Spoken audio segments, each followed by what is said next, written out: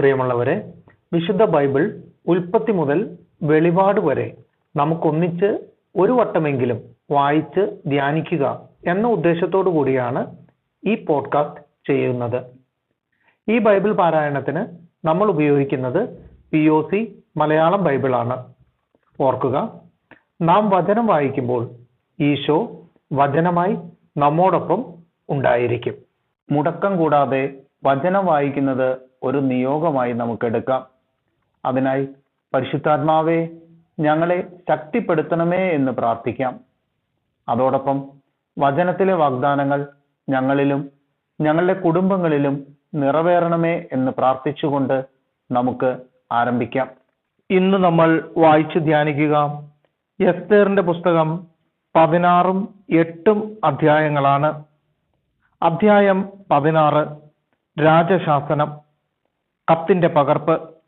മഹാരാജാവായ അഹശ്വേരോസ് India മുതൽ Ethiopia വരെയുള്ള 127 പ്രവിശ്യകളിലെ ഭരണാധിപന്മാർക്കും നമ്മുടെ ഭരണത്തോട് കൂറുള്ള ഏവർക്കും അഭിവാദനങ്ങൾ അർപ്പിക്കുന്നു.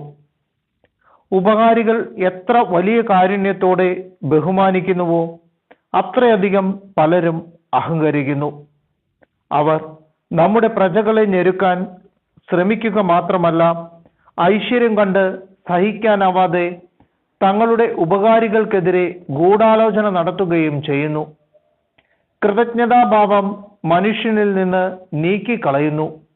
കൂടാതെ നന്മയറിയാത്തവരുടെ വീമ്പടി കേട്ട് അവർ ഇളകി വശാകുന്നു. എല്ലാം എപ്പോഴും കാണുന്നവനും തിന്മ വെറുക്കുന്നവനുമായ ദൈവത്തിന്റെ നീതിയിൽ നിന്ന് രക്ഷപ്പെടാമെന്ന് സങ്കല്പിക്കുന്നു. പലപ്പോഴും അധികാര സ്ഥാനങ്ങളിൽ നിയുക്തരായവർ നിഷ്കളങ്ക രക്തം ചൊരിയുന്നതിൽ ഭാഗികമായി ഉത്തരവാദികളായിട്ടുണ്ട്. പൊതുകാര്യങ്ങളുടെ ഭരണം ഏൽപ്പിക്കപ്പെട്ടിട്ടുള്ള സ്നേഹിതന്മാരുടെ പ്രേരണ നിമിത്തം അപരിഹാര്യമായ ദുരിതങ്ങൾ അവർ വരുത്തിവെച്ചിട്ടുണ്ട്. ഇവർ തങ്ങളുടെ ദുസ്വഭാവത്തിൽ നിന്ന് വരുന്ന നീചമായ വഞ്ചന നിമിത്തം തങ്ങളുടെ പരമാധികാരികളുടെ ആത്മാർത്ഥമായ സന്മനസ്സിനെ കബളിപ്പിക്കുന്നു. അയോഗ്യമായി അധികാരം കൈയാളുന്നവരുടെ വിനാശകരമായ പെരുമാറ്റത്തിലൂടെ നടത്തിയ ദുഷ്ടതകൾ പുരാതന രേഖകളിൽ കാണുന്നതിലധികം നാം അടുത്ത കാലത്ത് നടത്തിയ അന്വേഷണങ്ങൾ കൊണ്ട് തെളിഞ്ഞിട്ടുണ്ട്. ഭാവിയിൽ നമ്മുടെ രാജ്യത്ത് എല്ലാ മനുഷ്യരുടെയും ഇടയിൽ ശാന്തിയും സമാധാനവും പുലരാൻ നാം കൂടുതൽ ശ്രദ്ധ ചെലുത്തും. അതിനായി നമ്മുടെ ഭരണരീതി മാറ്റുകയും എപ്പോഴും നമ്മുടെ കൺമുൻപിലെത്തുന്ന കാര്യങ്ങൾ കൂടുതൽ സമഭാവന നിറഞ്ഞ പരിഗണനയോടെ വിധിക്കുകയും ചെയ്യും. ഹമ്മേദാദായുടെ മകനും മക്കതോനിയക്കാരനും തീർച്ചയായും പേർഷ്യൻ രക്തത്തിന് അന്യനും നമ്മുടെ ദയ ഏതും തീണ്ടിയിട്ടില്ലാത്തവനുമായ ഹാമാൻ നമ്മുടെ അതിഥിയായി ഇത്രയും കാലം എല്ലാ ജനതകളുടെയും നേരെ നമുക്കുള്ള സന്മനസ്സിന്റെ ഫലം അനുഭവിച്ചു.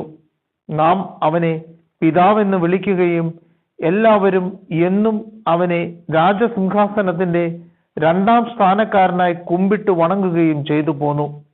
എന്നാൽ അഹങ്കാരം അടക്കാനാവാതെ അവൻ നമ്മുടെ രാജ്യവും ജീവനും തട്ടിയെടുക്കാൻ തുനിഞ്ഞിറങ്ങി. കാപട്യവും കൗടില്യവും കൊണ്ട് അവൻ നമ്മുടെ രക്ഷകനും സ്ഥിരം ഉപകാരിയുമായ മൊർദെഖായിയെയും നമ്മുടെ നിഷ്കളങ്കയായ സഹധർമ്മിണി എസ്തേറിനെയും അവരോടൊപ്പം അവരുടെ ജനത്തെയും നശിപ്പിക്കാൻ അനുവാദം ചോദിച്ചു. ഇങ്ങനെ നാം അരക്ഷിതനാകുമെന്നും തൽഫലമായി രാജ്യം പേർഷ്യക്കാരിൽ നിന്ന് മക്കതോനിയക്കാരിലേക്ക് കൈമാറുമെന്നും അവൻ കരുതി.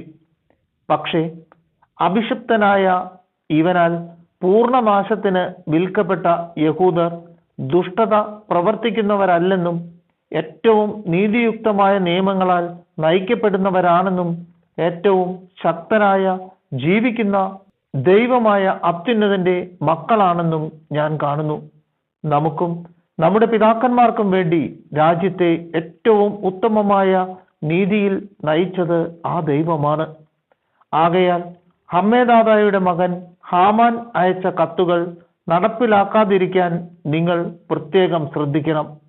കാരണം ഇതെല്ലാം ചെയ്ത അവനെ തൻ്റെ സകല ബന്ധുജനങ്ങളോടും കൂടെ സൂസായുടെ കവാടത്തിൽ കഴിവിലേറ്റിയിരിക്കുന്നു. എല്ലാറ്റിനെയും ഭരിക്കുന്ന ദൈവം അവൻ അർഹിച്ച ശിക്ഷ അവന്റെ മേൽ വേഗം വരുത്തിയിരിക്കുന്നു. ഈ കത്തിന്റെ ഒരു പകർപ്പ് എല്ലാവർക്കും കാണാൻ കഴിയും വിധം എല്ലായിടത്തും പതിക്കണം. തങ്ങളുടെ നിയമങ്ങൾ അനുസരിച്ച് ജീവിക്കാൻ യഹൂദരെ അനുവദിക്കണം. 12-ാം മാസമായ ആദാർ 13-ാം ദിവസം യഹൂദരെ നശിപ്പിക്കാൻ നിശ്ചയിച്ചിരുന്ന അതേ ദിവസം അവരെ ആക്രമിക്കാൻ ഒരുങ്ങുന്നവരുടെ പിടിയിൽ നിന്ന് രക്ഷ നേടാൻ വേണ്ട എല്ലാ സഹായങ്ങളും അവർക്ക് ചെയ്തു കൊടുക്കണം.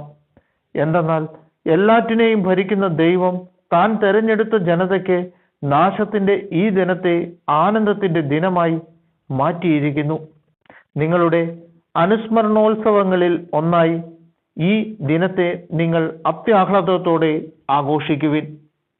അങ്ങനെ ഇന്നും എന്നും നമുക്കും വിശ്വസ്തരായ പേർഷ്യക്കാർക്കും ഇത് രക്ഷയുടെയും നമുക്കെതിരെ ഗൂഢാലോചന നടത്തിയവർക്ക് നാശത്തിൻ്റെയും ഓർമ്മയായിരിക്കട്ടെ.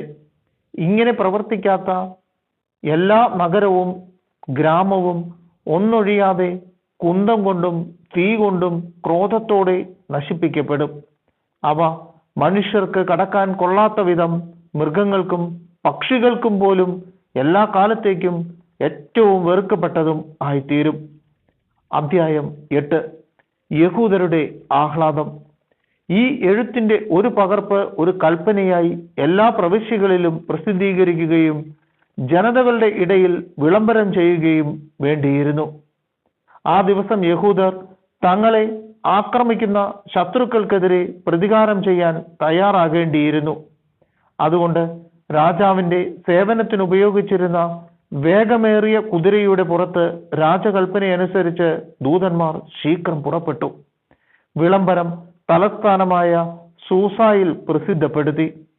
സൂസ നഗരമാകെ ആർപ്പു വിളിക്കുകയും ആഹ്ലാദിക്കുകയും ചെയ്യവേ മൊർദെഖായി നീലയും വെള്ളയുമായ രാജകീയ വസ്ത്രവും ഒരു വലിയ സ്വർണ്ണ കിരീടവും നേരിയ ചണനൂൽ കൊണ്ടുള്ള ചെമന്ന മേലങ്കിയും അണിഞ്ഞ് രാജസന്നിധിയിൽ നിന്ന് പുറപ്പെട്ടു. യഹൂദർ പ്രസന്നരായി. അവർക്ക് സന്തുഷ്ടിയും ആനന്ദവും ബഹുമാനവും കൈവന്നു. രാജകൽപ്പനയും വിളംബരവും എത്തിയ സകല പ്രവിശ്യകളിലും നഗരങ്ങളിലും യഹൂദർ സന്തോഷിക്കുകയും ആഹ്ലാദിക്കുകയും ചെയ്തു. അവർക്ക് അത് വിശ്രമത്തിന്റെയും ഉത്സവാഘോഷത്തിന്റെയും ദിവസമായിരുന്നു. രാജ്യത്തെ ആളുകളിൽ അനേകം പേർ തങ്ങൾ യഹൂദരാണെന്ന് പ്രഖ്യാപിച്ചു. എന്തെന്നാൽ യഹൂദരെ കുറിച്ചുള്ള ഭയം അവരെ പിടികൂടിയിരുന്നു.